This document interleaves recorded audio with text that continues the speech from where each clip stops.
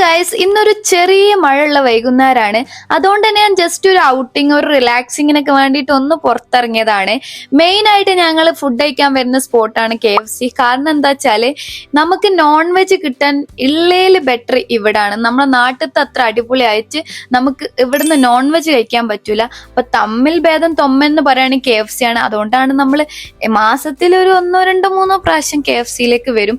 കാരണം നമുക്ക് ആകെ നമ്മുടെ അറിയാലോ, നമ്മുടെ നാട്ടിൽ അത്രയും നോൺ വെജ് ഒക്കെ കഴിക്കുന്ന ആൾക്കാരാണ്. അപ്പൊ ഇവിടെ വന്നിട്ട് അത് കിട്ടാത്തപ്പോണ്ടാണ് വിഷമം പറഞ്ഞറിയിക്കാൻ പറ്റൂല. അങ്ങനെ KFC ഒക്കെ കഴിച്ചു കഴിഞ്ഞ് നേരെ പുറത്തിറങ്ങിയപ്പോ അത്യാവശ്യം നല്ല മഴ പെയ്ത് തോർന്നിട്ടുണ്ട്.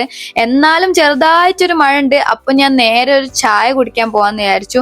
ഈ സ്പോട്ടിൽ നിന്നാണ് മെയിൻ ആയിട്ട് നമ്മൾ ചായ കുടിക്കാറ്. എന്റെ മുന്നേ ഒരു വീഡിയോയിൽ നിങ്ങൾ കണ്ടിട്ടുണ്ടാവും.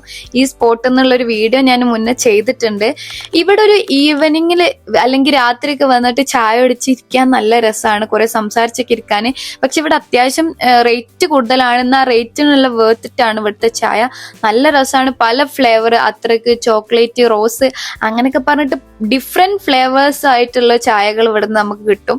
അതുകൊണ്ട് ഞാനൊരു അദ്രക് ചായ ഓർഡർ ചെയ്തിട്ട് നേരെ അവിടെ പോയിരുന്ന് ജസ്റ്റ് ഒന്ന് റിലാക്സ് ചെയ്ത് അങ്ങനെ ചായയും കുടിച്ച് നേരെ ഞാൻ പോയത് സൂപ്പർ മാർക്കറ്റിലാണ്. എനിക്ക് കുറച്ച് ഐറ്റംസ് ഒക്കെ പർച്ചേസ് ചെയ്യാണ്ടായിരുന്നു.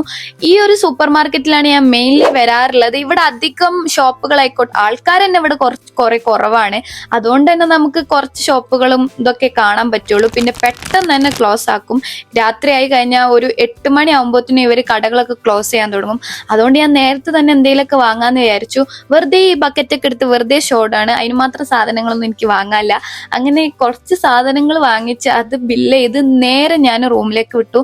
അപ്പൊ അത്രയൊക്കെ ഉള്ളൂ. നിങ്ങൾക്ക് ഈ വീഡിയോ ഇഷ്ടപ്പെട്ട് കഴിഞ്ഞാൽ ലൈക്ക് ചെയ്യുക, ഷെയർ ചെയ്യുക, സബ്സ്ക്രൈബ് ചെയ്യുക, നിങ്ങളുടെ അഭിപ്രായങ്ങൾ കമന്റ് ചെയ്യുക. ബൈ.